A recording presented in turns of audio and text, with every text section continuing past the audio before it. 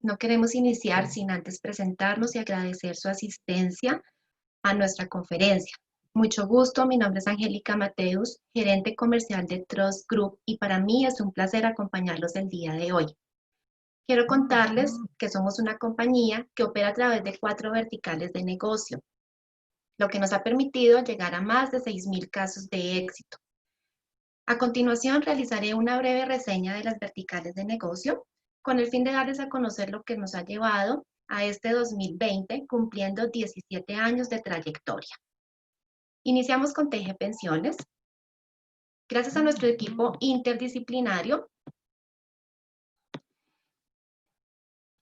constituido por abogados especializados, actuarios calificados y un equipo logístico de apoyo altamente calificado, marcamos la diferencia en el mercado y apoyamos a las empresas en diferentes estrategias a seguir en los diferentes ámbitos en materia pensional y en materia laboral. Contamos con certificado ISO 9001, lo cual nos permite que nuestros procedimientos cumplan la calidad que nuestros clientes necesiten y la confianza que ellos pueden depositar en nosotros puede ser catalogada en un 100%. La experiencia nos ha llevado a lograr esta certificación y sentirnos orgullosos del equipo que tenemos. En TG Legal, también esta experiencia nos ha permitido avanzar en el portafolio de servicios y a través de nuestros abogados especializados en derecho laboral, apoyamos a las empresas en momentos difíciles, brindándoles seguridad y acompañamiento permanente, como ya lo mencioné, en materia laboral. En Handel, gracias a la acogida que tenemos con los colombianos en el exterior, ofrecemos servicios especializados para compatriotas dentro y fuera del país. Esto es, servicios notariales, apostille de documentos, convalidaciones académicas y otras cosas más. También contamos con Te Acompaño de By Handel. Es una aplicación de reclamo de medicamentos, cumpliendo todas las normas de bioseguridad y brindándole a nuestros clientes la protección, evitando desplazamientos innecesarios. En Fora, nuestra línea de educación y formación, desarrollamos capacitaciones empresariales que se ajustan a las necesidades corporativas de nuestros clientes. Con nuestra experiencia y la de nuestros aliados, integramos conceptualización técnica y práctica que fortalecen las competencias para un buen desempeño de todos los equipos de trabajo. Y nuestro Club TG es nuestra arma de fidelización, es nuestro famoso plan de fidelización que ha sido creado pensando en el bienestar de todos nuestros clientes, en donde podrán disfrutar de beneficios en muchos establecimientos comerciales gracias a nuestros exclusivos convenios. Bueno, con el fin de tener un espacio dinámico, interactivo e informativo, les contamos que vamos a manejar una plataforma virtual a través de la cual ustedes podrán contestar algunas de las preguntas relacionadas con el tema y al mismo tiempo nuestras expositoras darán la explicación correspondiente. Realmente es una plataforma muy sencilla, es muy sencilla de manejar. Ustedes solo deben ingresar a sus dispositivos móviles o a sus computadores, ingresar al navegador de su preferencia y solo incluir o escribir la dirección que se encuentra en pantalla, ajaslides.com/ y el código que figura acá. Para este caso es 9, A mayúscula, 2, F mayúscula y nuevamente el número 2. Como les estaba informando, no es una aplicación, no deben descargar nada en sus dispositivos, simplemente ingresan al navegador, ponen el link que se encuentra en la pantalla y ya podrán ingresar. Realmente es muy fácil y nos permite, como les comentaba, tener una mayor interacción. Haremos espera de unos segundos para que puedan ingresar, para que puedan, las personas que en este momento se estén conectando, por favor, entonces ingresan desde su dispositivo, desde el navegador, a este link. El link, les informo, este link estará disponible en la parte superior de sus pantallas para quienes lo requieran, de pronto pues tengan algún error de conectividad durante la charla, entonces aquí lo van a encontrar en el momento en que se realicen las preguntas. También en ese momento pues ya la moderadora, perdón, la persona que nos va a dictar la conferencia, las abogadas, ellas les van a indicar en qué momento ya deben estar haciendo uso de esta herramienta. Entonces vamos a dejar la diapositiva por un momento más. Por ahora les voy contando que Zoom en la parte inferior de sus pantallas encuentran en esta herramienta, encuentran un botón para realizar sus preguntas, las cuales estaremos resolviendo a medida que avanza la conferencia. Uno de nuestros abogados especializados es quien estará realizando las respectivas respuestas. También encontrarán un botón de levantar la mano. Este lo podrán usar al finalizar la charla porque parte de la dinámica de nuestra charla es que al final abrimos este espacio para poder resolver sus dudas. En el orden específico, nuestra segunda panelista también va a estar dando ese orden para poder dar respuesta. Las preguntas que no sean resueltas durante este periodo se podrán contactar con nosotros, nos podrán dejar también su pregunta, nosotros con mucho gusto nos estaremos comunicando y un consultor experto les estará dando respuesta para que ustedes puedan ya tener su consulta. En ese momento en que nosotros demos paso a la persona, activaremos el micrófono para que pueda hacer su pregunta. Bien, entonces creo que ya tuvieron el tiempo suficiente para ingresar a esta plataforma. Ahora bien, para entrar en materia, y el objetivo de este espacio es poder brindarles información sobre el manejo de las relaciones empleador-empleado en tiempos de pandemia. Ese es el tema central de nuestra charla el día de hoy. ¿Por qué? Porque nosotros en el 2020 queremos ser parte de la solución en los inconvenientes que se le puedan estar presentando en su empresa. Lo anterior con el apoyo profesional de las abogadas Alejandra Telles y Laura Isabel Frías. Alejandra Telles es abogada egresada de la Universidad Libre de Colombia, especialista en seguridad social de la Universidad Externado. Se ha desempeñado como consultora y asesora en derecho laboral y seguridad social en el sector público y privado.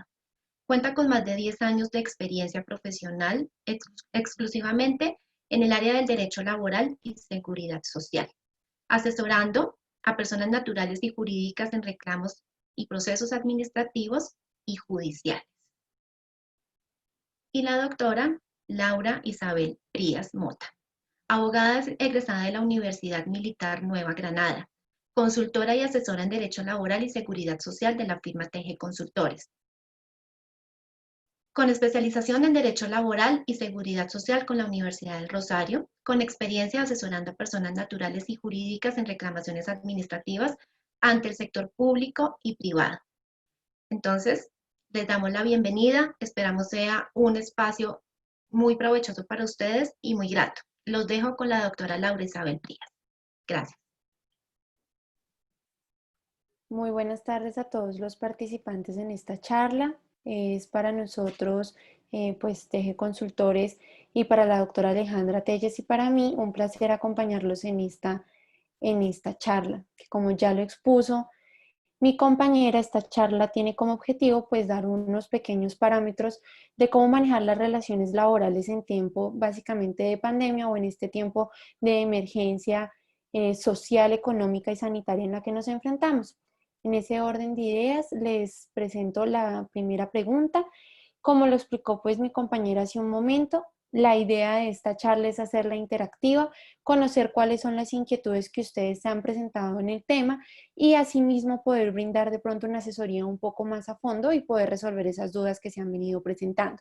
Entonces, en ese orden de ideas, en la aplicación en la que acaban de ingresar hace un momento, les formulamos la siguiente pregunta. Esta pregunta es a manera de diagnóstico para conocer pues qué tipo de medidas o efectos han tenido para ustedes en materia laboral justamente esta declaratoria de pandemia o todos los mecanismos que ha tomado el gobierno nacional en tema laboral. Entonces, la pregunta que le formulamos a cada uno de ustedes es: en virtud de los efectos de la pandemia, ¿ha tenido que acudir a alguna de estas medidas? Como medidas tenemos disminución de salarios, licencias no remuneradas, vacaciones anticipadas, suspensión del contrato, terminación del contrato o si por el contrario hasta el momento no ha tenido que hacer uso de alguna de estas medidas. Recuerden, por favor, ingresan al link que se muestra en la pantalla con el código de acceso para poder participar en nuestras preguntas. Vamos a dar un tiempito de espera em, para que por favor se conecten y den respuesta.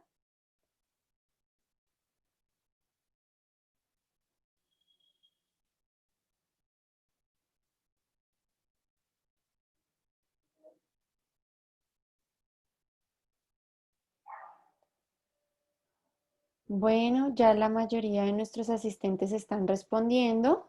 Demos un minutico más.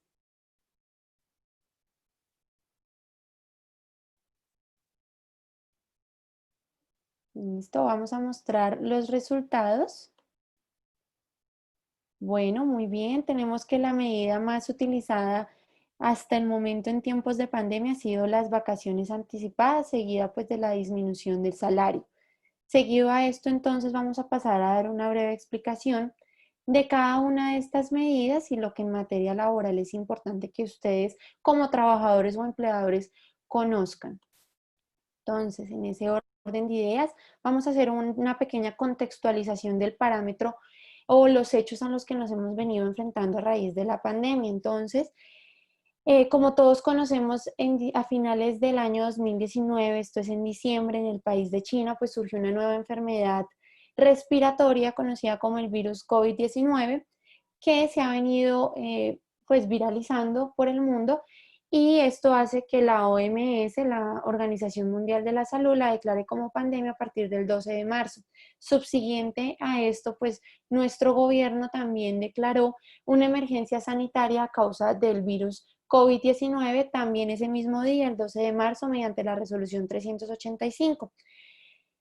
A raíz de esta declaratoria de emergencia sanitaria, nuestro gobierno nacional expidió el decreto 418, mediante el cual se permite o se avala al gobierno tomar medidas transitorias para evitar, para expedir normas en materia de orden público. Dentro de estas materia de orden público vamos a encontrar también inmersa pues todo el tema de derecho laboral o cómo manejar nuestros contratos laborales justamente en esta época de pandemia.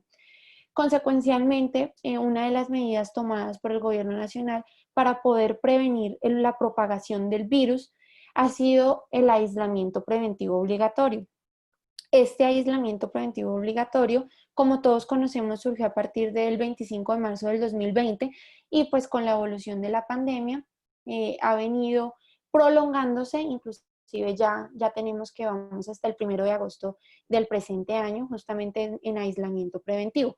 ¿Qué trajo consigo también ese aislamiento? Trajo consigo que muchas de las actividades económicas de distintos sectores del país dejaron de prestar sus servicios o sus actividades económicas, por lo cual solo unas pocas excepciones inicialmente podrían prestar su servicio al público, excepciones tales como, por ejemplo, las entidades financieras o las entidades del sector salud que siguieron prestando sus servicios. Paulatinamente, pues el gobierno nacional ha venido dando apertura a más sectores económicos y actualmente tenemos básicamente un pequeño porcentaje de esos sectores que no han ingresado. Entonces, en ese orden de ideas, por supuesto, este aislamiento preventivo ha llevado a que muchas de esas actividades no se desempeñen y en ese orden de ideas, pues muchas de las prestaciones de servicio de distintos trabajadores a sus empleadores, pues se ha tenido que ver afectada a raíz de la pandemia. Entonces, en ese orden de ideas, vamos a hablar un poco de las relaciones laborales. Entonces, recordemos que las relaciones laborales están establecidas o reguladas por la legislación laboral en nuestro país, básicamente por el Código Sustantivo del Trabajo y todos aquellos pronunciamientos jurisprudenciales que en materia laboral la Corte Suprema de Justicia haya expedido a raíz de estas relaciones laborales. Entonces, en primera medida, pues indicarles que el derecho laboral es aquel que va a regular las relaciones entre trabajadores y empleadores, que esas relaciones laborales están representadas en un contrato de trabajo que a grosso modo de regla general, un contrato va a ser un acuerdo de voluntades entre diferentes partes. Para este caso particular y concreto, vamos a tener dos partes, una pues el trabajador y la otra el empleador. Entonces, en ese orden de ideas, el contrato de trabajo va a ser aquel que regule la prestación directa de un servicio que desarrolle una persona natural a favor de una persona natural o jurídica, que en este caso se denomina empleador. Este contrato de trabajo va a estar regulado por pues, varios principios del derecho, pero voy a enfatizar uno primordialmente, que es el principio de la buena fe. ¿Listo? Entonces, en ese orden de ideas, nuestros pilares de la relación laboral que vamos a enfatizar en esta charla, pues va a ser ese principio de buena fe y que el contrato de trabajo, por ser contrato, va a ser una voluntad entre las partes. Nuestro contrato de trabajo, para que se constituya como tal y se diferencie de cualquier otro tipo de contrato, debe cumplir con tres elementos primordiales. El primero de ellos es que haya una prestación directa del servicio por parte del trabajador hacia el empleador. ¿Qué quiere decir una prestación directa del servicio? Pues por supuesto que las actividades que el trabajador desempeña no pueden ser delegadas a ninguna otra persona o algún tercero.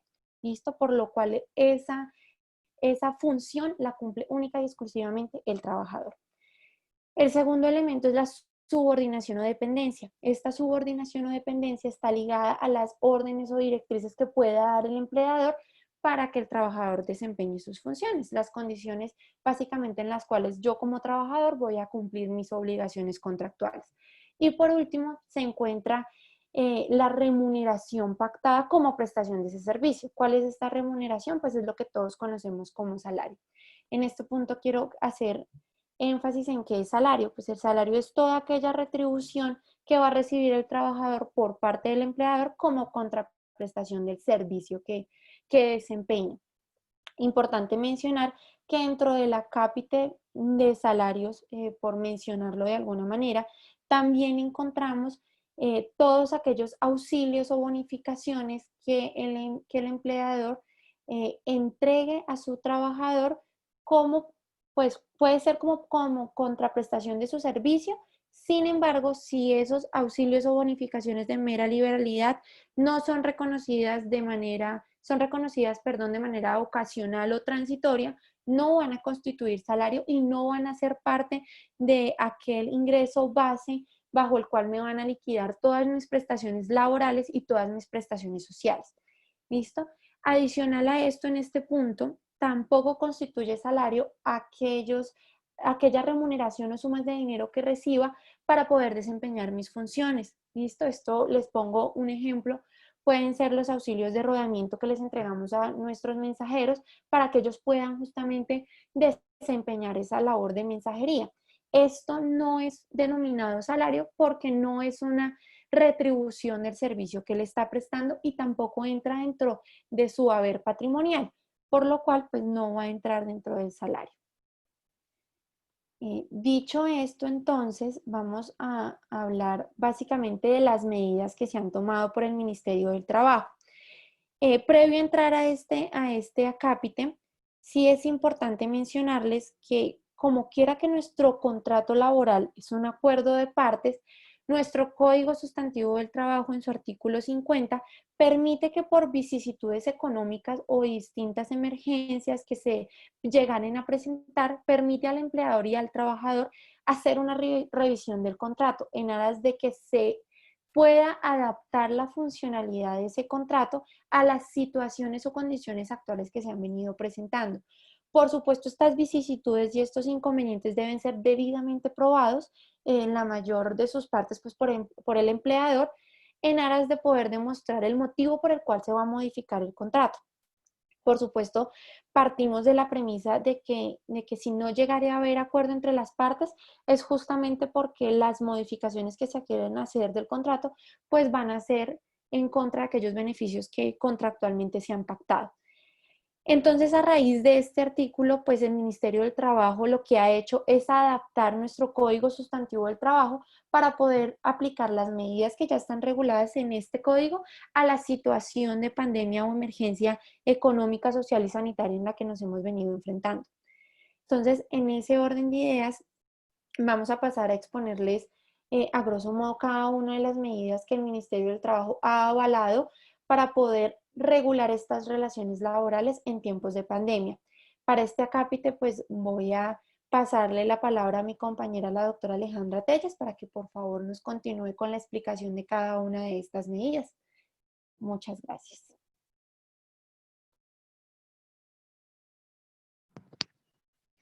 Buenas tardes a todos. Muchas gracias por su asistencia a esta conferencia.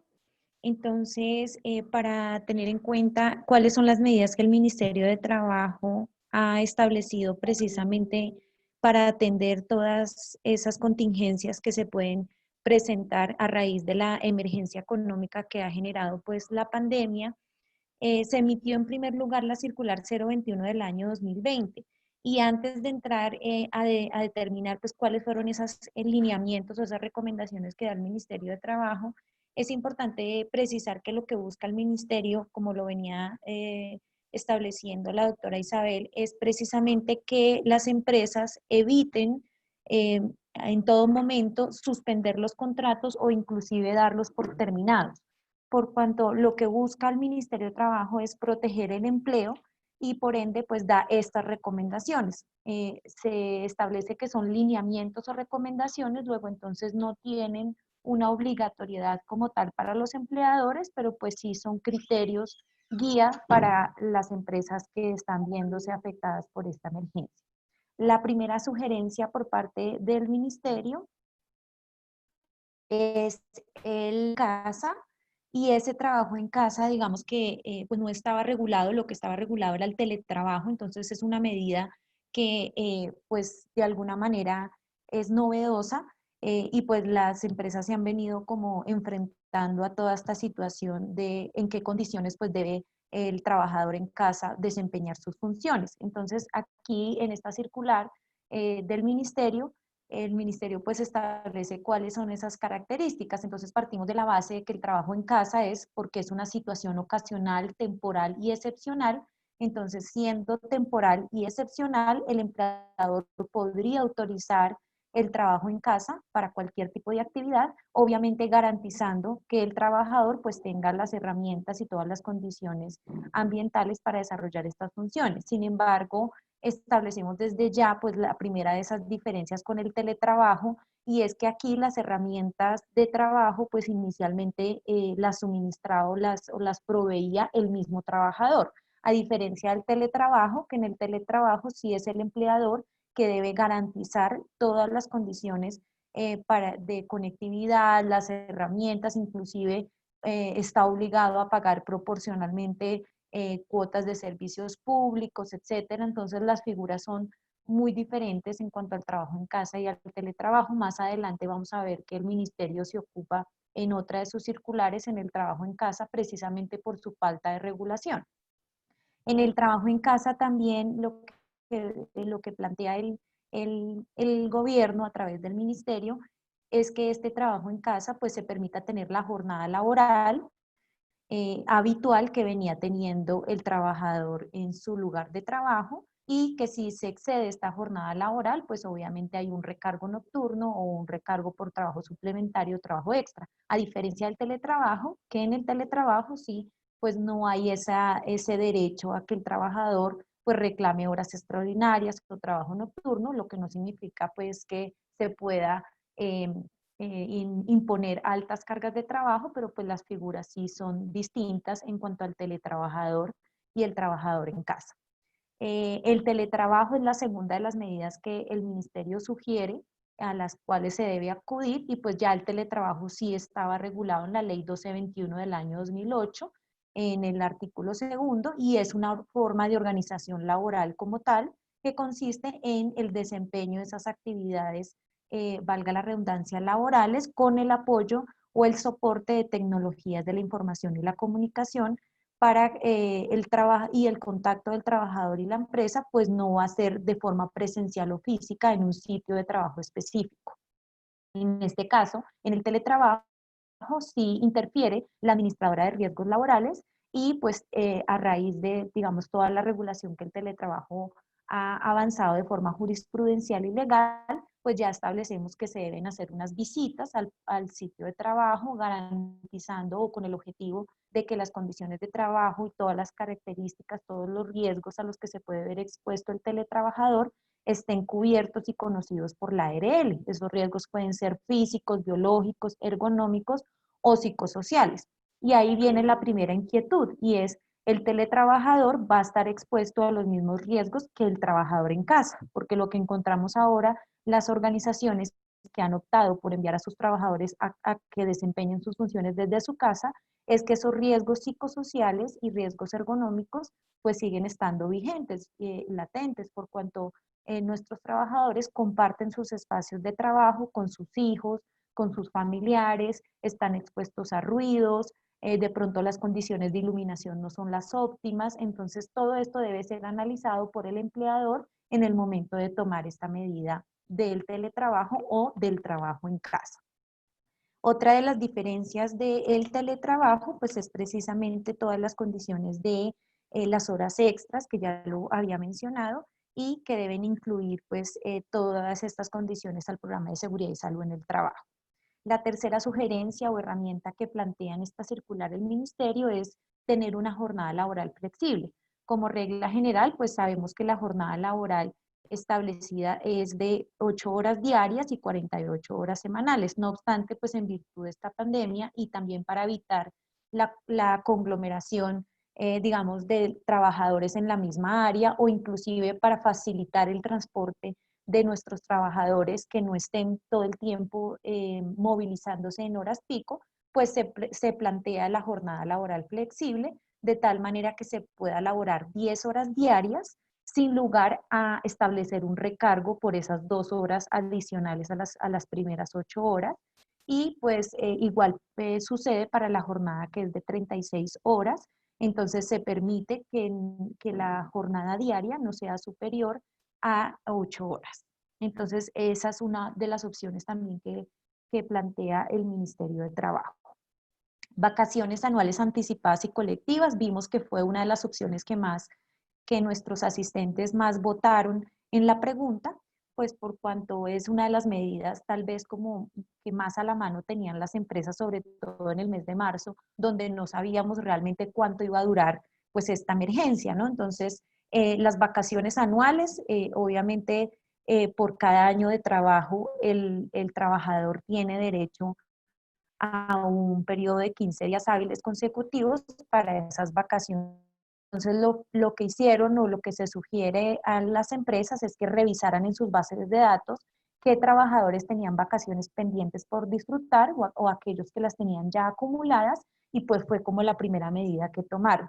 Posteriormente, pues ya entonces entramos al concepto de las vacaciones anticipadas. Digamos que es una figura que le permite a la empresa de alguna manera disponer que aun cuando la persona no haya completado ese periodo de 365 días laborados para acceder a su prestación de las vacaciones, pues pueda convenir con él salir a vacaciones anticipadas, con el compromiso pues de que cuando se termine o complete su año laboral, pues no va a entrar a disfrutar nuevamente del periodo porque ya lo habrá utilizado. Aquí se presenta pues o se viene, digamos, como la inquietud comúnmente de los empleadores, y es: ¿qué pasa si a este trabajador que le he otorgado unas vacaciones anticipadas, pues debo despedirlo con justa causa, o el trabajador renuncia antes de completar este periodo anual? Pues entonces aquí claramente se ha presentado discusiones sobre qué concepto puedo yo descontar de la liquidación de prestaciones sociales al final de la liquidación del contrato, sobre qué concepto debo descontar las vacaciones. Claramente aquí se entiende que, como es una situación que el mismo Ministerio de Trabajo, a través de esta circular 021, está sugiriendo que el empleador acuda a esta herramienta en caso de que se llegara a presentar esta situación que estamos describiendo, y es que el trabajador no cumpla ese periodo anual de laborado. Entonces efectivamente se podrá descontar de la liquidación final, porque será como una deuda por parte del trabajador hacia su empleador, y obviamente esto tendrá que ser consensuado o autorizado por el trabajador. En el caso de las vacaciones colectivas, pues es una figura que ya venían utilizando distintas organizaciones a nivel nacional, pero pues digamos que aquí lo que se busca con las vacaciones colectivas es básicamente precisamente evitar que hayan conglomeraciones o grandes flujos de personal en las distintas áreas de una empresa, entonces pueden utilizar esta figura de las vacaciones colectivas para enfrentar la contingencia o toda la etapa de propagación del coronavirus. La siguiente medida que sugiere en esta circular el ministerio son los permisos remunerados y específicamente habla del salario sin prestación del servicio. Esta figura, pues digamos que como ya conocemos, pues el artículo 57 del Código Sustantivo del Trabajo autoriza al empleador para conceder permisos a su trabajador, por ejemplo, en casos de calamidad doméstica, etcétera, pero pues aquí cuando habla del salario sin prestación del servicio, en la práctica, ¿eso qué significa? Pues que yo como empleador voy a dejar que mi trabajador permanezca en su hogar, en su casa, sin que me preste ningún servicio, puede ser que porque la actividad para la cual fue contratado, las funciones, no las puede desempeñar desde su casa y tampoco lo puedo recibir en mi oficina o en mi lugar de trabajo por distintas circunstancias.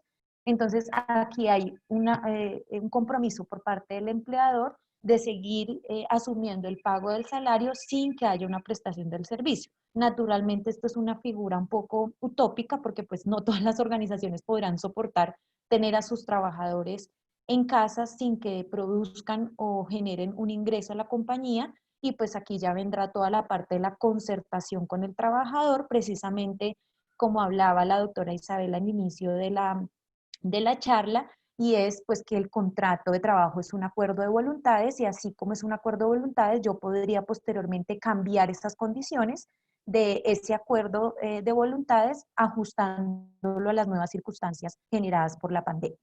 Posteriormente se emite la circular 033 del 2020 y esta circular pues nos habla de unas nuevas medidas. Nos habla de la licencia remunerada compensable. Esta licencia remunerada se asemeja a aquellos casos en donde las personas hacían una reposición de tiempo para precisamente, por ejemplo, disfrutar una semana en Navidad o para fin de año o Semana Santa.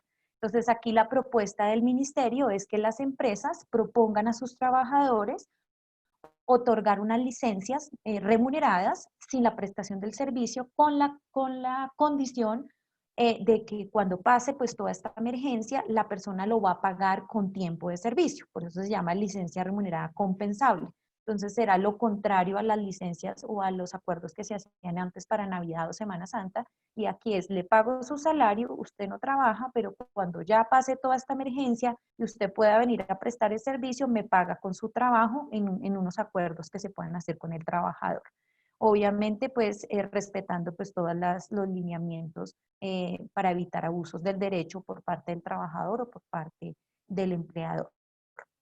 Otra herramienta o otra opción que da el ministerio en esta circular es modificar la jornada laboral y la concertación del salario. Y aquí tiene relevancia lo que nos comentaba la doctora Isabel sobre el artículo 50 del Código Sustantivo del Trabajo, y es que los trabajadores normalmente, sobre todo en esta época de pandemia, consideran que el contrato de trabajo es intocable y resulta que no. El artículo 50 del Código Sustantivo del Trabajo autoriza expresamente a las partes para revisar precisamente esas condiciones que ya habían pactado cuando sobrevengan imprevistos y situaciones que afecten la normalidad económica. Y pues eso es lo que nos está sucediendo en este momento a raíz de la pandemia del COVID-19. Entonces, conforme al artículo 158 del Código Sustantivo del Trabajo, se puede de forma concertada, es decir, nuevamente de común acuerdo, variar las condiciones del contrato de trabajo. ¿Y cuáles son las más usuales? Variar la jornada laboral y a su vez variar el salario, porque precisamente si yo varío la jornada laboral, es decir, voy a trabajar menos horas, pues la contraprestación puede disminuir. O inclusive el pacto puede ser, sigue elaborando las mismas horas con las mismas funciones, pero tengo que disminuirle el salario un 20%, un 30%. Realmente el Ministerio de Trabajo, ni la ley, ni las sentencias de tutela que hasta el momento se han conocido, han determinado un límite para este porcentaje de la disminución del salario, Lo único que se conoce es que efectivamente no puede ser inferior al salario mínimo legal, pero de ahí en adelante, pues el pacto que yo haga con mi trabajador como empleador, pues será respetado. Es decir, para eso es un acuerdo entre las partes. También en esta circular hay una medida pues que llama la atención y es la concertación de los beneficios convencionales. Y es que precisamente esa concertación de beneficios convencionales pues tiene relación con lo que acabo de explicar sobre la posibilidad de modificar las condiciones del contrato. Resulta que en el artículo 480 del Código Sustantivo del Trabajo se establece casi que de forma muy similar a la del artículo 50 del Código Sustantivo del Trabajo, que todas las convenciones colectivas serán revisables o serán modificables de común acuerdo cuando se presenten precisamente estas condiciones imprevisibles que afecten o alteren la normalidad económica, que pues es la situación que estamos viviendo ahora. Significa que las organizaciones sindicales se podrán reunir de forma concertada con los distintos empleadores y los distintos representantes de los empleadores para llegar a un acuerdo sobre esos beneficios convencionales, que seguramente pues esas medidas serán de carácter temporal, o sea, mientras subsistan las condiciones de la pandemia o mientras subsista la afectación o la alteración económica grave a la compañía, entonces se podrán renegociar esos beneficios convencionales. Y en caso de que no se llegue al acuerdo, porque puede pasar, ¿no? Sabemos pues cuál es digamos, la dificultad de llegar al acuerdo cuando se le están disminuyendo unos derechos ya reconocidos, bien sea un trabajador o bien sea una organización sindical. Si no de acuerdo, lo que establece la ley es que será el juez laboral, el juez del trabajo, el que dirima la controversia. Y pues ahí ya no tiene ningún sentido pues acudir a esta medida porque pues ya sabemos cuánto dura un proceso judicial y pues seguramente cuando se emita la primera sentencia ya la pandemia o la emergencia económica habrá sido superada, entonces pues ya esta medida no sería efectiva para proteger a la empresa en ese sentido. Otra de las medidas que tomó en la circular 033 el ministerio fue la modificación o suspensión de los beneficios extralegales. Esos beneficios extralegales, como su nombre lo indica, pues son por fuera de la ley. Esos beneficios que la empresa venía pagando, como por ejemplo primas de Navidad, auxilios de alimentación, todo esto que está, digamos, extra de las prestaciones normales, podrá entrar nuevamente a negociar o suspender mientras dure, digamos, la afectación económica generada a la empresa por la pandemia. Finalmente encontramos la circular 041, allí dice 048, pero es 041, disculpen el error mecanográfico, es la circular 041 del 2020, esta se emitió el 2 de junio y es una circular muy interesante y digamos que nos da como ya luces y más, de alguna manera, como más sólido el concepto del trabajo en casa. Entonces, si ustedes tienen trabajadores en casa y quieren saber, digamos, qué ha dicho el ministerio sobre este tema, pueden consultar esta circular y allí pues ya el ministerio da como algunos parámetros un poco más claros y más detallados de cómo debe ser esa relación laboral entre el empleador y el trabajador en casa. El trabajador en casa, digamos que aquí lo que busca el ministerio es precisamente que el trabajador desempeñe las actividades similares a las que venía desempeñando en su lugar habitual de trabajo y por lo menos si no va a desempeñar las mismas actividades o las mismas funciones, que las nuevas funciones o la nueva carga laboral sea de común acuerdo con el trabajador y el trabajador conozca pues a qué se va a ver expuesto trabajando en casa. También habla sobre la posibilidad de que los trabajadores puedan no recibir requerimientos por fuera de su horario habitual, por cuanto pues es claro que las personas, digamos, lo que más se aquejan cuando están trabajando en casa es que están trabajando inclusive más que cuando trabajaban en su oficina. Y pues eso es determinado precisamente porque los empleadores pues no tienen como esa rigurosidad en el horario de trabajo cuando hacen sus requerimientos. Y de todas maneras, pues también va en doble vía, ¿no? Entonces, si el empleador hace un requerimiento por fuera de este horario de trabajo, pero es un requerimiento prioritario que tiene cierta urgencia o cierta, digamos, prelación en el tiempo, pues que no se entienda esto como una conducta de abuso o de acoso laboral. Allí también encontramos lo que se ha venido desarrollando por vía jurisprudencial y es el derecho a la desconexión laboral digital y pues es como precisamente de alguna manera respetar esos horarios de trabajo para que no se constituyan un abuso del derecho.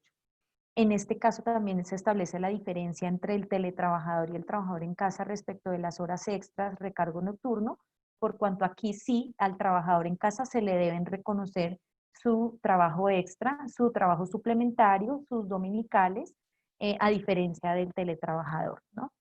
También está la disposición de promover las pausas activas, porque claro, el trabajo en casa es muy difícil, digamos, hacer su supervisión, a menos pues digamos que hay unas herramientas que permiten hacer como la trazabilidad de en qué momento se conectó la persona, en qué momento se desconectó, pero pues más allá digamos que está como el deber del empleador de diseñar estrategias para que su trabajador esté de alguna manera garantizando que efectivamente hace sus pausas activas, garantizar también que comparta con su núcleo familiar, que tenga ese, digamos, ese espacio para desempeñarse también de forma social y con sus temas personales que no se vean afectados y considerar de alguna manera pues cuál es la realidad de cada uno de sus trabajadores, porque pues debe hacer un análisis de ese trabajador en casa, pues a qué está expuesto, ¿no? Si comparte, por ejemplo, espacios con niños menores de edad o con adolescentes o con personas de la edad que tiene bajo su cuidado, entonces el empleador debe interesarse por conocer esas condiciones en las cuales este trabajador en casa pues está desempeñando. Estas son las medidas que ha sugerido el Ministerio de Trabajo. Reiteramos, pues son lineamientos, no son obligatorios, pero todo esto está encaminado a no suspender el contrato o que la suspensión del contrato sea la última opción para las empresas o inclusive la terminación del contrato. ¿Qué es importante aquí? Conocer cuándo puedo suspender el contrato, porque puede ser que como empresa yo ya haya acudido a todas estas medidas y aún así sigo en mi crisis económica. Entonces tengo que tomar otras medidas más drásticas, como la suspensión del contrato y la terminación del contrato. Entonces a continuación les vamos a dar todas las herramientas para que ustedes puedan saber en qué momento pueden suspender el contrato, si lo pueden hacer o no y cómo sería, digamos, de forma práctica esta medida que puede tomar la empresa. Entonces los dejo nuevamente con la doctora Isabel Prías para continuar nuestro tema. Aquí nuevamente les vamos a hacer una pregunta para saber o diagnosticar qué tanto sabemos del tema de la suspensión del contrato. Entonces les recuerdo nuevamente, pueden participar a través del link ajaslides.com y digitar pues toda la URL completa que ven allí para que puedan realizar sus votaciones. La pregunta es, ¿cuántos días máximo puedo suspender el contrato laboral en virtud de la pandemia? La opción A, no se puede suspender el contrato. Opción B, 120 días cuando se aducen razones técnicas y económicas. Opción C, todo el tiempo que dure la pandemia. Y la opción D es la B y la C son correctas. Entonces vamos a dar unos minuticos, muy poquitos minuticos, para que las personas que ya están dentro de la aplicación, entonces puedan votar. Les recordamos que no deben descargar ninguna aplicación para poder votar en nuestras preguntas, sino simplemente pueden desde su dispositivo móvil o inclusive si están conectados desde su computador, pueden abrir una nueva ventana allí, digitan en el explorador el link que ven en la parte superior de la diapositiva, lo digitan completo y ahí ya inmediatamente les va a aparecer la opción para votar. Y ya las personas que están dentro de la aplicación están todas muy juiciosas, han votado muy juiciosas. Entonces, en cualquier momentico ya van a aparecer los resultados en pantalla para que podamos conocer cuál es el conocimiento que tenemos de este tema.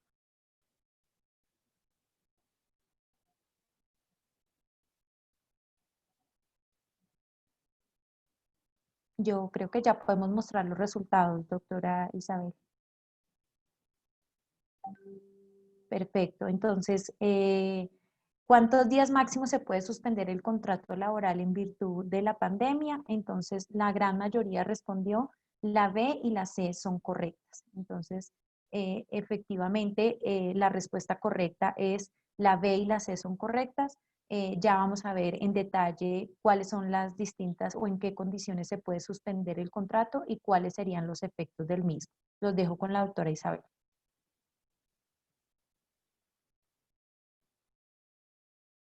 Bueno, siguiendo entonces nuestro hilo de la charla, vamos a definir entonces qué es la suspensión del contrato. La suspensión del contrato va a ser aquella cesación de los efectos de manera temporal de las obligaciones que se pactó entre las partes.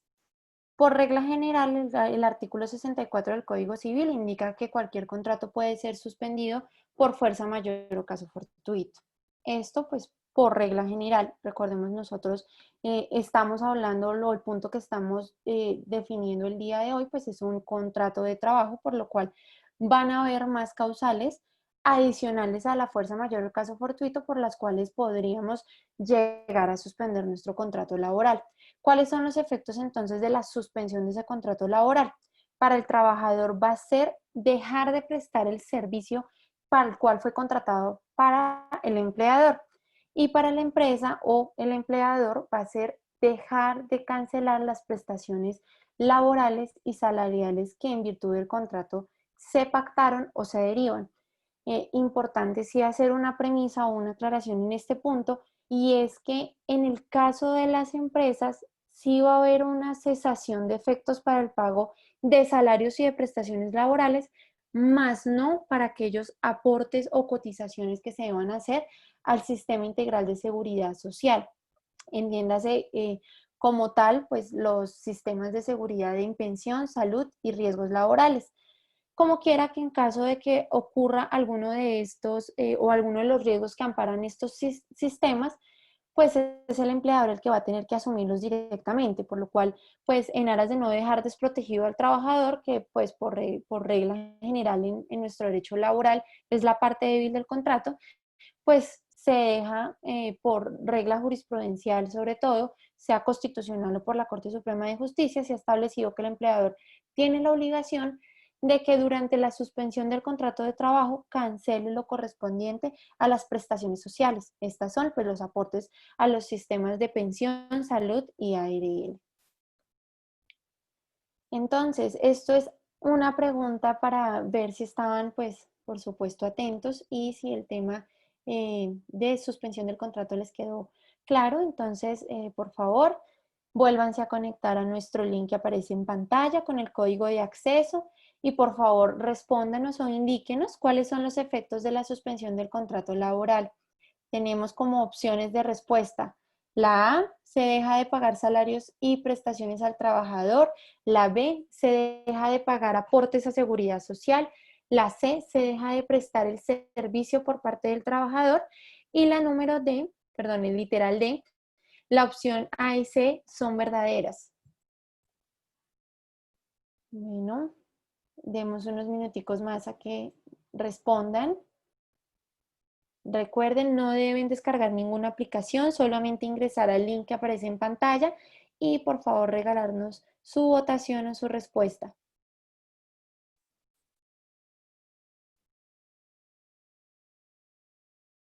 ¿Listo? Ya más de la mitad de nuestros participantes han respondido, entonces voy a mostrar los resultados. Tenemos entonces, muy bien, la mayoría de nuestros asistentes respondió que la opción A y C son verdaderas, entonces a manera de conclusión, los efectos de la suspensión del contrato de trabajo va a ser para el trabajador dejar de prestar su servicio y para el empleador la cesación de los efectos en el pago de los salarios y las prestaciones laborales que del contrato de trabajo se deriven. Entonces, ¿cuándo y de qué manera se deben reanudar las actividades? El cuándo es en el momento en el cual dejen de existir los hechos que dieron origen a la suspensión de nuestro contrato de trabajo. Y la manera en que se debe reanudar es que el empleador debe avisarle al trabajador o sus trabajadores con no menos de 3 días de anticipación al momento en el cual se reanuden las actividades de trabajo o de prestaciones del servicio. Como les decía entonces, por regla general, todo contrato se va a suspender por fuerza mayor o caso fortuito. Nuestro contrato de trabajo puede ser suspendido por diferentes causales, todas ellas enumeradas en el artículo 51 de nuestro Código Sustantivo del Trabajo. Para el caso que nos ocupa, que pues es básicamente en las relaciones laborales durante la emergencia económica, sanitaria y social que se ha venido desarrollando, las causales que se pueden usar o pueden llegar a ser aplicadas son el caso fortuito o fuerza mayor, la licencia no remunerada o la suspensión de actividades de la empresa. Vamos a dejar de últimas la explicación del caso fortuito de la fuerza mayor y pasaremos a explicar entonces las dos subsiguientes. La licencia no remunerada es entendida como aquel permiso que le concede el empleador al trabajador por solicitud de este último. Se utilizan más que todo para que el trabajador desempeñe alguna diligencia de índole personal que implique pues la suspensión del contrato o el cese de esa prestación del servicio al empleador.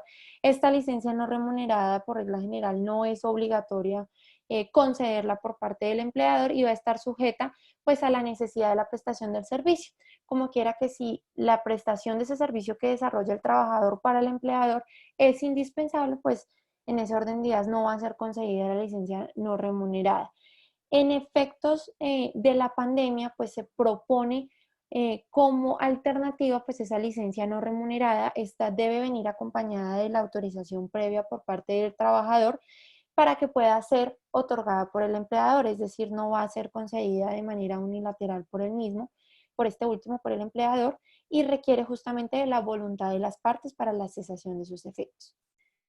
La siguiente va a ser la suspensión de las actividades de la empresa. En este punto es muy importante tener en cuenta que esta suspensión se da pues porque la empresa no puede continuar desarrollando su actividad económica a raíz de problemas o vicisitudes que se presenten de manera técnica o económica, es decir, cuando se ve afectados sus implementos tecnológicos, sus sistemas o cuando tengan alguna difícil situación económica que impida el cumplimiento de las obligaciones contractuales de todos sus trabajadores. Entonces, en ese orden de ideas, esta suspensión de actividades de la empresa puede ser otorgada o alegada por al menos 120 días, tiempo en el cual el empleador pues va a cesar los efectos del contrato de trabajo para poder, digamos que recuperarse sobre todo económicamente de aquellas vicisitudes que se presenten por alguna emergencia, como por ejemplo en este caso podría ser utilizado por la emergencia económica. Importante que se tenga en cuenta que este tipo de suspensión, superados esos 120 días, pueden constituir una justa causa de terminación del contrato. Esto se diferencia justamente del caso fortuito de la fuerza mayor. ¿Qué implicaciones tienen? En este punto tiene que ser informado el Ministerio del Trabajo, como quiera que la consecuencia que podría llegar a desarrollar es que la empresa entre, por ejemplo, en liquidación o entre en alguna iliquidez que impida el cumplimiento de los contratos y como consecuencia del mismo va a tener que terminarlos. Entonces, en ese orden de ideas, es por eso que nuestro Código Sustantivo del Trabajo pues va a pedir una autorización previa por parte del Ministerio del Trabajo para dar pues por terminado esos contratos de trabajo. La fuerza mayor o caso fortuito, que es nuestra primera causal, la que se enlista también en nuestro Código Sustantivo del Trabajo, está definida sobre todo por la jurisprudencia vigente de nuestra Corte Suprema de Justicia en su sala de casación laboral, que básicamente ha establecido que nuestro contrato laboral puede ser suspendido por fuerza mayor o caso fortuito, los cuales constituyen hechos imprevisibles e irresistibles, es decir, que no hayan podido ser impedidos y que hayan colocado a las partes en alguna dificultad absoluta para ejecutar las obligaciones contractuales que de este contrato de trabajo se deriven. En estos puntos se incluyen los actos que se emitan por autoridad pública, que por supuesto deberán ser evaluados el caso particular y concreto conforme a los parámetros de la jurisprudencia y justamente de esos actos de autoridad pública que sean emanados. El mejor ejemplo para dar aplicación a esto, por supuesto, van a ser los decretos de aislamiento obligatorio que han venido emitiendo pues, el gobierno nacional a raíz de la pandemia en la que nos encontramos. Entonces, el mejor ejemplo para ponerles, por supuesto, van a ser aquellas empresas o actividades económicas que se encontraban excluidas del aislamiento preventivo, tales como, por ejemplo, las entidades financieras, las entidades del sector salud, entes que por su naturaleza pudieron seguir prestando pues su servicio de manera ininterrumpida y sin ninguna afectación por justamente el tema de la pandemia. Distinto es entonces que esta suspensión del contrato de trabajo la alegue, por ejemplo, alguna empresa de sectores económicos que se encuentran todavía eh, bajo la prohibición de abrir o continuar su prestación de actividades económicas, tales como los gimnasios, los bares, los restaurantes, los teatros incluso. Eh, esta causal de suspensión por fuerza mayor o caso fortuito va a poder ser alegada por estos sectores de la economía que están justamente dentro de esa prohibición. Entonces, en ese orden de ideas, podríamos evaluar la posibilidad de la suspensión o la legalidad de la suspensión de ese contrato de trabajo frente a los sectores económicos que aún se encuentran como inmersos en la prohibición de actuar, por lo cual, pues, por supuesto, va a ser, digamos que va a entrar con una presunción de ilegalidad, pues aquellas suspensiones que se den de aquellas empresas que se encuentran en actividades que están exentas de ese aislamiento preventivo. Adicionalmente, pues también podemos tener en cuenta que esta suspensión por fuerza mayor o caso fortuito va a poder subsistir mientras subsistan los hechos que le dieron origen. Es decir, mientras que se mantenga los hechos de emergencia, pues va a poder subsistir esta causal de suspensión del contrato. Por lo cual, pues son hechos que son imprevisibles a las partes, van a ser irresistibles y en consecuencia, pues van a dar lugar a la suspensión del contrato de trabajo. Deben ser adicionalmente esos hechos que den origen a la suspensión del contrato por fuerza mayor o caso fortuito, de ser alegados, deben ser debidamente comprobados por cualquiera de las partes. Y por último, pues ninguna de las partes tiene responsabilidad en la suspensión de este contrato de trabajo, pues como quiera que son hechos irresistibles e imprevisibles, pues no va a haber entonces lugar a que ninguna de las partes reclame algún tipo de indemnización o daños por daños o perjuicios. Esto básicamente es lo que ha enmarcado nuestra Corte Suprema de Justicia en las sentencias que se encuentran enlistadas en pantalla sobre la fuerza mayor o el caso fortuito, como quiera que pues no hay una definición taxativa en nuestro Código Sustantivo del Trabajo. Estas son sentencias más recientes en donde se ha unificado la posición para definir este tipo de causal como suspensión del contrato. Importante que se tenga en cuenta que quien tiene la facultad de revisar la legalidad de la suspensión de un contrato de trabajo va a ser un juez laboral que pues por su especialidad va a tener que conocer las causales por las cuales va a haber una suspensión del contrato de trabajo. Se recomienda que si se hace una suspensión del trabajo por esta causal, fuerza mayor o caso fortuito, deba ser informada al Ministerio del Trabajo, pues recordemos que inicialmente con las primeras medidas que se tomaron por el Ministerio del Trabajo, pues se dijo que el COVID-19 o el tema de emergencia sanitaria no podía ser usado como causal para suspender el contrato. Sin embargo, a raíz pues de la prolongación de este aislamiento preventivo, pues se ha venido dando la posibilidad, inclusive por ese ministerio, por ese mismo Ministerio de Trabajo, de considerar la opción de suspender el contrato laboral en virtud de la situación en la que nos encontramos. Entonces, en ese orden de ideas, en la medida de lo posible, se debe anunciar al Ministerio del Trabajo la suspensión del contrato. Les recuerdo uno de los pilares que les mencioné al principio y es que nuestro contrato de trabajo tiene que estar precedido por la buena fe de las partes. Entonces, en ese orden de ideas, sobre todo el empleador, que es el que está llamado a probar más dentro del proceso, debe justamente probar que ha acatado todas las medidas que ha tomado el Ministerio del Trabajo, que por supuesto le apliquen a su contrato laboral previo a llegar a la determinación de suspenderlo o incluso terminarlo. ¿Por qué? Pues porque todos estos actos o medidas que se han podido tomar, pues demuestran la voluntad del empleador de mantener el trabajo y por supuesto su buena fe hacia sus trabajadores. Por supuesto, siempre y cuando apliquen y siempre y cuando haya una voluntad entre las partes para poder tomar o hacer uso de estas medidas. Recordemos, pues partimos de que nuestro contrato laboral es un acuerdo de voluntades, un acuerdo entre las partes.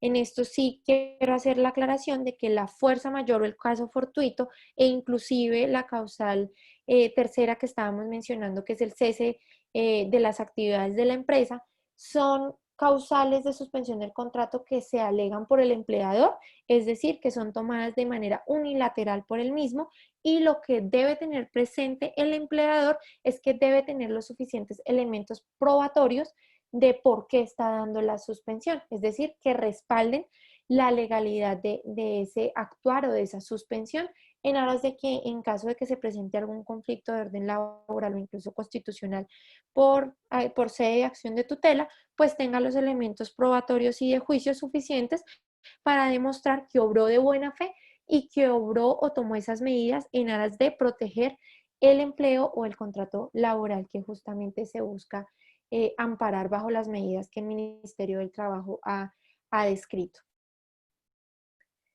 Entonces, en ese orden de ideas, además pues ya de las medidas que se han tomado en decretos recientes de nuestro gobierno nacional, pues se ha venido hablando de ciertas reformas en materia laboral que van a ser aplicables durante este tiempo de emergencia.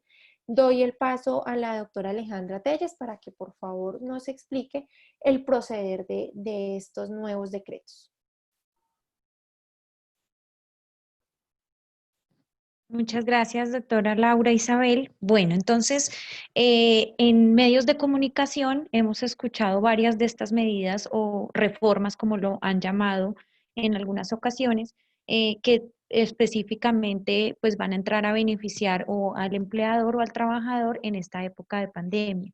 Estos decretos, estas medidas están contenidas en los decretos 770 y 771 del 2020.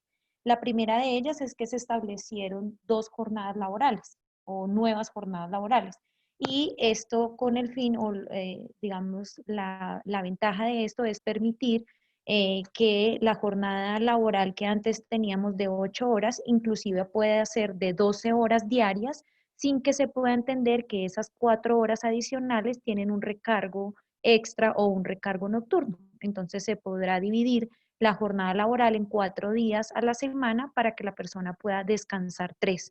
Por ejemplo, se puede pactar con el trabajador que va a trabajar de martes a viernes 12 horas diarias y él descansa el día sábado, domingo y lunes. También la otra jornada laboral que se estableció es para aquellos que laboran 36 horas, entonces máximo 8 horas diarias sin que las siguientes 2 horas adicionales a las primeras 6 se entiendan como recargo dominical o recargo festivo o recargo nocturno. Entonces, esta flexibilidad en la jornada laboral, la gran ventaja que establece el decreto es que no debe dejarse consignado en el reglamento interno de trabajo, ni hacerse ninguna modificación especial, pero sí debe constar por escrito que fue de común acuerdo con el trabajador.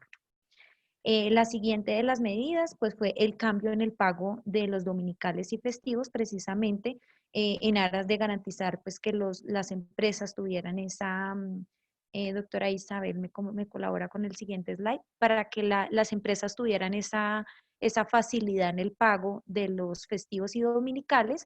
Se puede diferir de mutuo acuerdo con el trabajador para pagarse lo correspondiente a estos festivos y dominicales hasta el 20 de diciembre del año 2020. Otro cambio que existió fue en tema de prima de servicios y pues en cuanto a la prima de servicios, pues como se le dio tanta difusión por los medios de comunicación, les vamos a hacer nuevamente esta pregunta y es, ¿ustedes saben pues qué modificaciones se establecieron frente a la prima de servicios? ¿Sabe cuál es el plazo máximo para pagar la prima de servicios, obviamente en virtud de esta pandemia? Entonces aquí ya es más fácil la respuesta, sí o no. Y ya pasaremos acto seguido a aclarar realmente cuál es ese término máximo que la ley ha otorgado, específicamente el decreto 770, para que los empleadores puedan diferir el pago de esta prima de servicios. Entonces ya nuestros participantes están muy juiciosos, ya están más familiarizados con la aplicación, cada vez votan más rápido, Entonces vamos a dar un minutico más para aquellas personas que están participando. Recuerden el slide para poder votar, está en la parte superior de la imagen, lo pueden digitar toda la URL completa y allí ya les va a aparecer la pregunta para que puedan participar. Entonces, a la pregunta, ¿sabe cuál es el plazo máximo para pagar la prima de servicios a sus colaboradores? Vamos a enseñar los resultados en este momento.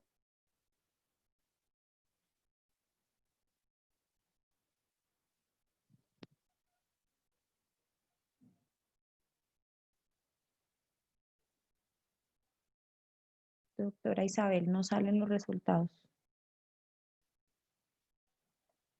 Entonces, 75% de quienes participan en nuestra conferencia sí saben cuál es el plazo máximo y el 25% no lo sabe. Entonces, vamos a pasar a aclarar. Efectivamente, la prima de servicios pues debía cancelarse hasta junio del año 2020 en términos normales o en condiciones normales, pero a raíz de la pandemia se estableció que se podía diferir el pago de esta prima en 3 cuotas máximo, teniendo como fecha máxima para su último pago el 20 de diciembre del año 2020. Esa es una nueva facilidad precisamente para los empleadores para que puedan entrar al pago de estas primas.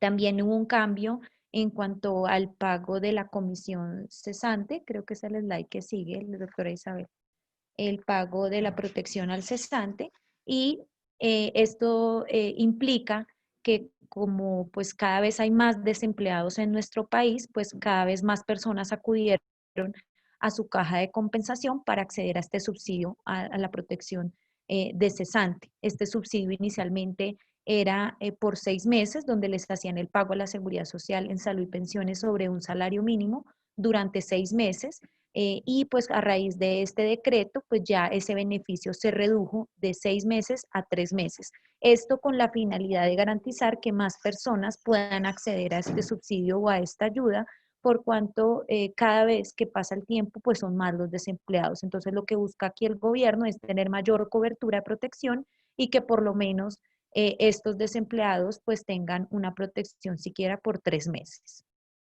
También se creó el programa de auxilio, programa de apoyo, perdón, para el pago de la prima de servicios. Este es un programa que estableció el pago de 220.000 pesos como subsidio a la prima, los cuales se cancelarían al empleador por aquellos trabajadores que devenguen de un salario mínimo hasta 1.000.000 de pesos y según lo que haya reportado en la planilla del PILA correspondiente al mes de junio del año 2020. Aquí que es importante precisar que para poder acceder a este programa de apoyo para el pago de prima, pues las empresas deben cumplir unos requisitos que el mismo decreto señala.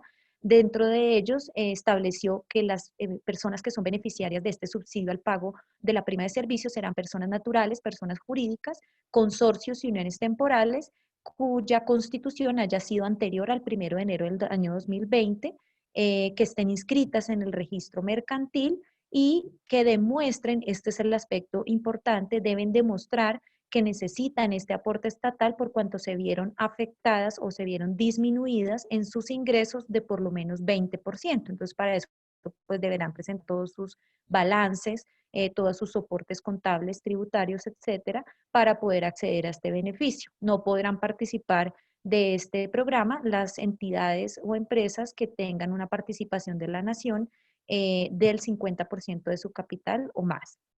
Este programa de apoyo para el pago de la prima de servicios nos da paso para un beneficio que se estableció y es un beneficio de programa de apoyo al empleo formal, que los requisitos son muy similares al del programa de apoyo al pago de la prima de servicios. Este programa PAEF, que es el programa de apoyo al empleo formal, es lo que conocemos como el subsidio a la nómina. Fue una de las medidas que más difusión tuvo en medios de comunicación y en redes sociales, y era que el gobierno iba a entrar a subsidiar la nómina de las empresas grandes y pequeñas en un 40% del salario mínimo. Significa que por cada trabajador que postularan iban a recibir 351.000 pesos. Este subsidio a la nómina ha tenido en el trasegar de estos últimos 3 meses, 4 meses, pues un sinnúmero de dificultades netamente operativas. Entonces, este este beneficio se creó con el decreto 639 del 8 de mayo del 2020 y fue modificado por el decreto 677. ¿Y qué establecía? Que las empresas que efectivamente pudieran demostrar que sus ingresos se habían disminuido en un 20% o más a raíz de la pandemia, podían acceder al subsidio de su nómina, presentando unos documentos que pudieran determinar a la UGPP, que es quien revisar los documentos, que efectivamente los trabajadores que postulan cumplen con lo que ha establecido la ley. Y pues estos documentos debían enviarse en unas fechas específicas, con un plazo máximo hasta el 2 de junio. Lo que sucedió en la práctica es que las empresas pequeñas, grandes, medianas enviaron toda su documentación a las entidades financieras con las que tenían algún producto, y la entidad financiera era la que debía proponer a la UGPP pues todo este listado de trabajadores para que les pudieran girar el subsidio a la nómina. Pero pues tuvieron un sinnúmero de dificultades, se digitaban mal los datos, los archivos no llegaban completos, no cargaban, y lo que sucedió fue que al final del día, cuando se llegó el 2 de junio, pues habían muy poquitos empresas que se habían podido beneficiar de este subsidio a la nómina. Entonces, el gobierno tuvo que emitir unos nuevos decretos, unas nuevas disposiciones, hasta emitir el decreto 815 del 4 de junio del año 2020, en el cual se determinó que se iba a ampliar el plazo para la postulación para el subsidio a la nómina, y en este momento el plazo está que si yo quiero que me subsidien la nómina para el mes de julio, voy a tener plazo para radicar los documentos hasta el 16 de julio, y si quiero que me subsidien el mes de agosto, máximo hasta el 20 de agosto voy a enviar los documentos. Esto es todo un trámite realmente, porque aquí estos documentos van a llegar primero a la entidad financiera lo envía a la UGPP, que es la Unidad de Gestión Pensional y Parafiscal, quien hace todo el cruce de datos y la información. La UGPP comunica a la entidad financiera cuáles de todos ese listado de trabajadores cumplieron con los requisitos de ley, y la entidad financiera a su vez debe enviar la información al Ministerio de Hacienda y Crédito Público para que el Ministerio de Hacienda le haga el giro del dinero de este subsidio a la entidad financiera para que finalmente llegue a la empresa. Como vemos, es todo un círculo, digamos, de entidades que intervienen, y de ahí es donde han de venir, digamos, devenido todas estas inconvenientes y todas estas inconsistencias en la información. Lo cierto es que sigue vigente el subsidio a la nómina, se puede aún solicitar, y pues las únicas condiciones que se establecen son los límites de tiempo para la postulación. Este decreto también estableció, el decreto 815 del 2020, estableció qué iba a pasar con aquellas empresas que habían presentado documentación a tiempo, que habían cumplido con la normatividad y que no les habían adjudicado el subsidio. Entonces ya este decreto regula que los van a volver a postular, no los van a volver a hacer enviar toda la información. Obviamente cada empresa deberá hacer el registro y la verificación de que sus documentos estén completos para que ir en este subsidio a la nómina. Este subsidio a la nómina estará vigente, repito, hasta agosto, y se solicita mensualmente. O sea, no es que si yo solicito en julio, ya en agosto vuelven a girarme el subsidio, no, en agosto debo volverme a postular con el listado de documentos y de trabajadores que considero cumplen esta condición. Para que puedan consultar todo esto que les estoy informando, lo pueden revisar en la resolución 1242 del año 2020. Otras medidas que se tomaron a través del decreto 770 es la creación del programa de auxilio a trabajadores cuando se suspendió el contrato. Entonces, este subsidio, doctora Isabel, ¿me ayudas, por favor? Este subsidio ya no es al empleador, sino al trabajador, y consiste en el pago de 160.000 pesos para aquellos trabajadores que devenguen hasta 4 salarios mínimos y que puedan comprobar que su contrato fue suspendido, ya sea por una licencia no remunerada o por fuerza mayor. Obviamente aquí hay nuevamente un cruce de información entre los datos que suministra el trabajador y la UGPP, por cuanto lo que buscan es que este trabajador no esté siendo beneficiado de otro programa estatal o de otros subsidios, Familias en Acción, Colombia Mayor, Jóvenes en Acción, ese tipo de programas. Y pues ya el decreto 771 nos trae el auxilio de conectividad digital, que es un auxilio que es el mismo auxilio que el auxilio de transporte, solo que ahora se va a manejar como auxilio de conectividad digital. Se le va a reconocer precisamente a estas personas que se han visto obligadas a trabajar desde casa, y este auxilio, pues al ser equivalente al auxilio de transporte, o al dársele esa equivalencia, pues será en el mismo valor, que en este momento está en 102.854, y este auxilio de conectividad digital estará vigente hasta el 31 de agosto del 2020, porque recordemos que todas estas reformas o estos cambios normativos pues tienen el carácter de temporales, porque se han emitido es con ocasión de la pandemia del coronavirus. Luego entonces pues serán temporales, a menos de que el gobierno las extienda por más tiempo. En ese orden de ideas, pues hemos dejado expuesto algunas o pues la mayoría de las medidas que ha tomado el gobierno nacional para atender esta pandemia, o para de alguna manera reducir el impacto económico que ha generado la pandemia tanto para los trabajadores como para los empleadores, y hemos visto algunas herramientas que podemos utilizar en nuestra organización si es que ya no hemos utilizado la mayoría de ellas, y también conocer cuáles son las implicaciones legales de este tipo de medidas. Este es el momento en que ustedes pueden ya formular sus preguntas. Ya tenemos varias en nuestro botón de preguntas. Los dejo en este momento con Lorena Lozano, quien nos va a dar la indicación para hacer ya de una vez la rueda de consultas. Muchas gracias por su atención. Muchísimas gracias a todos por estar pues muy atentos en nuestra videoconferencia. Ya la doctora Alejandra lo ha dicho. Vamos a dar paso a algunas de las preguntas, por lo cual pueden dar clic en el botón que se encuentra en la parte inferior en el Zoom, como les comentamos al inicio, para intentar dar paso a la mayoría, de levantar la mano. El botón es de levantar la mano. Entonces voy a proceder a mirar qué personas han levantado la mano para poderles dar la palabra. Yo activo el micrófono de las personas para que ustedes también estén muy atentas y lo activen también. ¿Listo? Entonces, la señora Sandra Rocío Cárdenas Delgado. Buenas noches, señora Sandra. Por favor, active su micrófono. Buenas noches. Buenas noches, señora Sandra. Por favor, formule la pregunta. Sí, gracias. Es que yo quisiera saber, en nuestra empresa nosotros fuimos a hacer en casa, pero pues hemos tenido la necesidad, nosotros prestamos servicios y hemos tenido la necesidad de desplazarnos a nuestra oficina por diversas razones para cumplir algunos compromisos.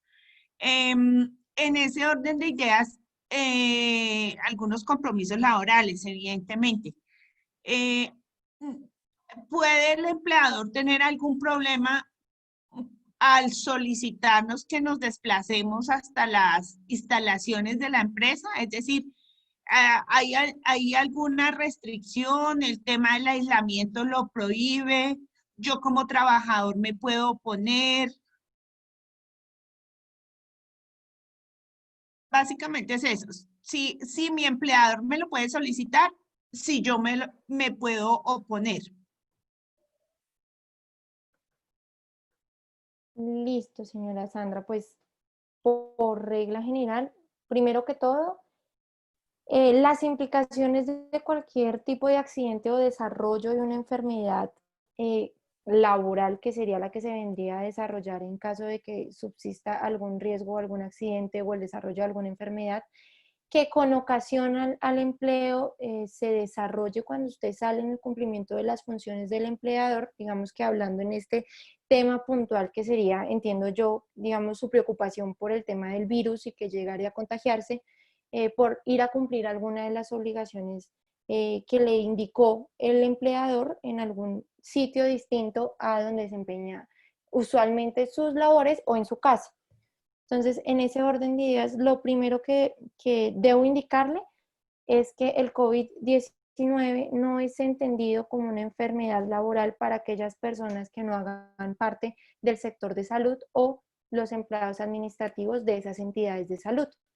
Entonces, en ese orden de ideas, lo primero es de advertirle que el COVID-19 va a ser tomado como una enfermedad de origen común, por lo cual no va a tener ninguna relación o obligación el empleador de responder por los riesgos que ocasionara el mismo.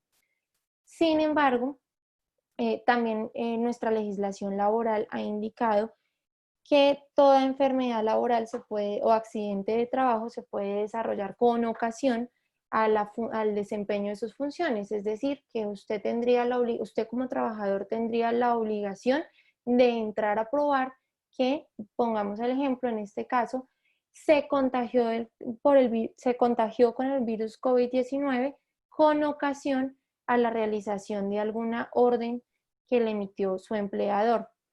¿Qué otras alternativas o consecuencias puede tener el empleador por dar esa orden? Es básicamente que todas las empresas que en estos momentos se encuentran funcionando deben tener una autorización por una autoridad pública de la ciudad en la que se encuentre su domicilio principal para poder ejercer y desempeñar sus funciones. Es decir, que primero tiene que estar dentro de las excepciones de los decretos para desempeñarse y segundo debe contar con la autorización, por ejemplo, en la ciudad de Bogotá de la alcaldía para poder desempeñar esas funciones. En caso tal de que no se cuente con esa autorización por parte de los entes de control, de vigilancia y control competentes, pues la empresa va a entrar a responder por sanciones o por supuesto por los daños y perjuicios que llegaría a ocasionar el tema de dar esas órdenes a sus trabajadores para cumplir esas diferentes funciones. ¿Qué medidas puede tomar el trabajador? Pues por supuesto, lo que en su momento les dije, pues esto es una relación laboral en donde va a ser o se parte de la premisa de que es un acuerdo de voluntades. Entonces, en ese orden de ideas, ¿qué podría hacer como trabajador? Pues ponerle de presente al empleador los riesgos en los cuales se vería expuesta al cumplir esas órdenes que le está indicando. Riesgos tales como, por ejemplo, si es una persona que es de avanzada edad, si es una persona que, bueno, personas que además de por sí están restringidas en su circular normal y adicionalmente indicarles que tenga algún tipo de patologías que pueda aumentar ese riesgo de afectación que pueda asumir con el virus. Básicamente es eso. Por supuesto, las demás medidas que puede tomar con el empleador, pues es que si no se cumplen las normas sanitarias o no se cuentan con los permisos que por ley corresponden, pues va a tener la posibilidad de denunciar eso ante los entes de vigilancia y control competentes. Para el tema del trabajo y la vigilancia del contrato de trabajo va a ser el Ministerio del Trabajo. Para el tema de los permisos va a ser la alcaldía, inclusive la policía, en aras de que si no se cumplen con esa normatividad o reglamentación vigente, pues vas a acarrear las sanciones que por ley corresponda e incluso pues el cierre del funcionamiento de la empresa. Espero que con eso haya podido resolver su inquietud, señora Sandra. Igual cualquier cosa o duda o inquietud que se presente, en pantalla puede encontrar nuestros datos de contacto. Muchas gracias. Muchas gracias. Gracias a ustedes, señora Sandra, por la intervención. Vamos a mirar quién está levantando la mano. Bueno, mientras alguien desea formular la pregunta en vivo, les confirmamos, tenemos en nuestra pantalla nuestras líneas de contacto en las diferentes sucursales que tenemos a nivel nacional. Voy a generar lectura de una de las preguntas que nos han dejado en nuestro botón preguntas y respuestas.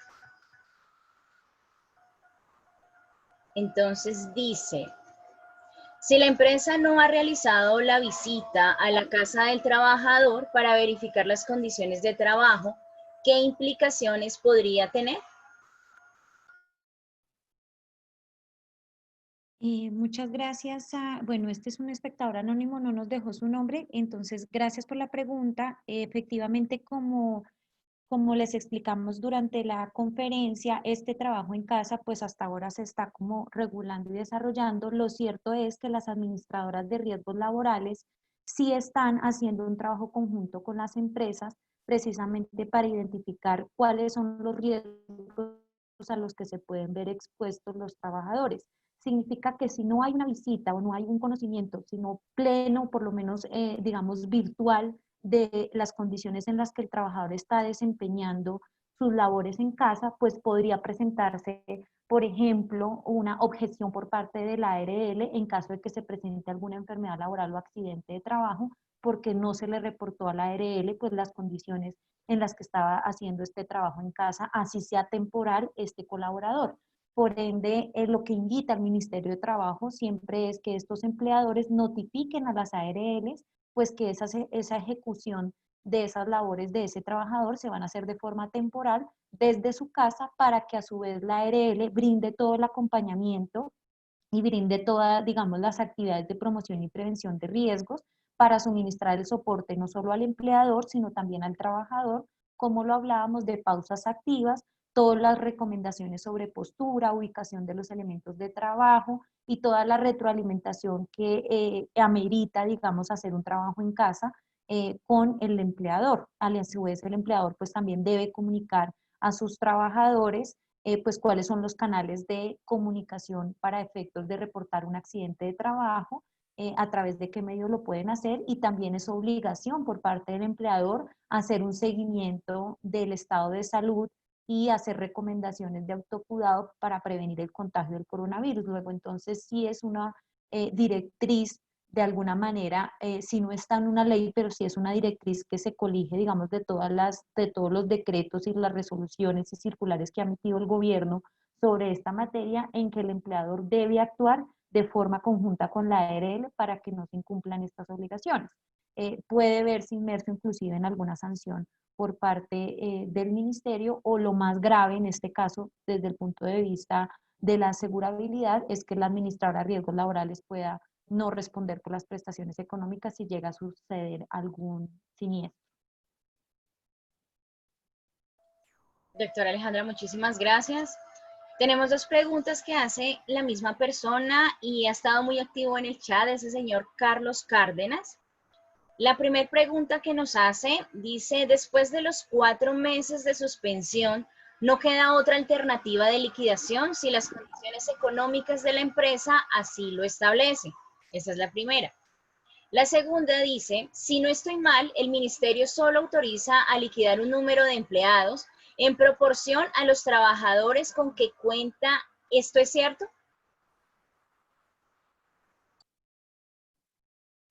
Bueno, señor Carlos, a la segunda pregunta, que es la más sencilla, sí es cierto. Eso pues se llama despido colectivo, está regulado por la ley 50, artículo 67 aproximadamente, y va a depender, sí, exactamente del número de trabajadores con los que cuenta la empresa. En cuanto a la primera pregunta que nos suscitó, que es si después de los 4 meses de suspensión no queda otra alternativa de liquidación si las condiciones económicas de la empresa sí lo establecen. Sí, también es cierto, sí, señor. Básicamente, lo que ha dicho el Ministerio del Trabajo o el Gobierno Nacional es que en la medida de lo posible se pueda dar cumplimiento o se pueda proteger o amparar el trabajo. Es decir, que usted como empleador tome absolutamente todas las medidas para impedir la terminación del contrato. Sin embargo, nadie está obligado a lo imposible, y si esas condiciones subsisten y en definitiva la empresa pues no podría continuar, pues por supuesto va a tener la alternativa pues de liquidación, y pues como consecuencia de ello pues justamente la terminación del contrato de trabajo. Espero con esto haberle resuelto la consulta al señor Carlos. Cualquier duda o inquietud, tiene nuestros datos de contacto. Muchísimas gracias, doctora Isabel. Vamos con otra pregunta. Aún nadie pues ha levantado la mano. Le pido colaboración al doctor Manuel, que es quien nos está ayudando en el chat. ¿Qué otra pregunta podemos responder en vivo?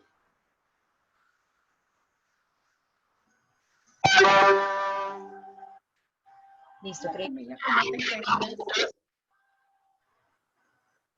Bien.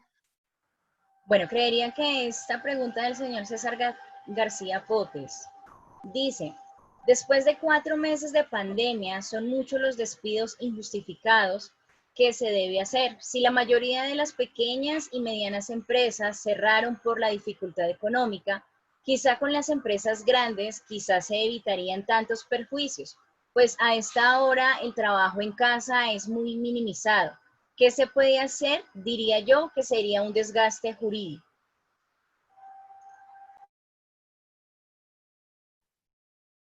Bueno, señor César, es más como una apreciación que una pregunta, entiendo yo.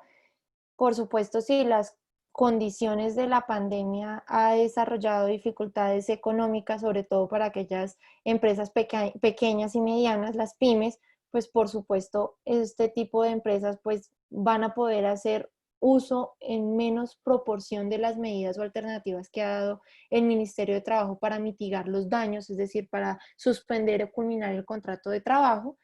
En la medida de lo posible, si se puede continuar con los contratos laborales, hacerlo. Si por el contrario no se cuenta con esas posibilidades, ya entra más, es un tema probatorio. Básicamente es que usted como empleador o dueño de una pymes, pues entre a demostrar que en definitiva usted se ha visto demasiado perjudicado con la emergencia económica y no tiene cómo suplir las obligaciones. Entonces, pues si se presumen o se prueban todos esos hechos, por supuesto va a tener una justa causa en dado caso de terminación del contrato. Por supuesto, si no se enmarca dentro de las justas causas, pues va a poder darlo por terminado con la correspondiente indemnización e incluso para llegar a tomar la alternativa de suspender esos contratos siempre y cuando tenga la manera de probar digamos, perjuicios que vino desarrollados por la pandemia. Determinar si los despidos son justos o injustos, si son legales o ilegales, es un tema probatorio. Quien lo va a tener que dirimir va a ser un juez laboral en su competencia, en su especialidad. Por supuesto, recomendación que tomaría para aquellas personas que se encuentren o consideren que se encuentran con despidos injustificados, pues lo primero es acudir al Ministerio del Trabajo, poner pues su queja correspondiente para que el Ministerio del Trabajo haga su vigilancia y control frente a este punto o incluso llegar a servir de mediador entre el empleador y el trabajador. Y pues por último, si no queda de otra, pues por supuesto presentar esto ante el juez laboral para que él dirima o determine si existe una justa causa de despido o si el despido fue legal. En dado caso, pues dependiendo de la posición que tome el juez laboral, pues va a entrar a determinarse cuáles van a ser las indemnizaciones en caso de que haya lugar a ellas o sumas de dinero que tengan que recompensarse por esa terminación o el reintegro, etcétera. ¿Quién lo va a determinar? Un juez de la República. Es más difícil demostrar todo este tipo de perjuicios o daños para aquellas empresas que son grandes, como quiera que pues estas son las que van a tener en gran medida el uso de todas esas alternativas que ha dado el Ministerio del Trabajo. Y si es un desgaste jurídico, pues son los elementos que ha dado la ley para manejar este tipo de contratos laborales en emergencia, por lo cual puede que sea un desgaste jurídico, pero pues va a ser un desgaste jurídico en la medida en que exista controversia o desacuerdo entre las partes. Si existe un acuerdo entre el trabajador y el empleador, pues no va a tener que haber un desgaste jurídico y tampoco va a tener que existir una controversia que se tenga que dilucidar por un juez laboral o incluso por un ente de control como el Ministerio de Trabajo. Bueno, muchas gracias por su pregunta, señor César. Cualquier duda o inquietud, recalco, pues tienen nuestros datos que se han estado compartiendo de manera repetitiva en la pantalla. Bueno, muchísimas gracias, doctora Isabel. Pues no queremos finalizar sin antes agradecerles a las abogadas Alejandra Telles y Laura Isabel Frías por compartirnos su conocimiento. A continuación, pues vamos a mostrar nuestras líneas de atención para que pues todas aquellas personas que quizá elaboraron sus preguntas, la manifestaron y si en algún momento no las pudimos pues responder, por favor no duden en consultar con nosotros. También los invitamos a que por favor nos sigan en nuestras redes sociales que también pues han aparecido en pantalla. Agradecemos su participación y les dejamos una pequeña votación para que califiquen nuestra videoconferencia. Muchísimas gracias a todos, que tengan una feliz noche.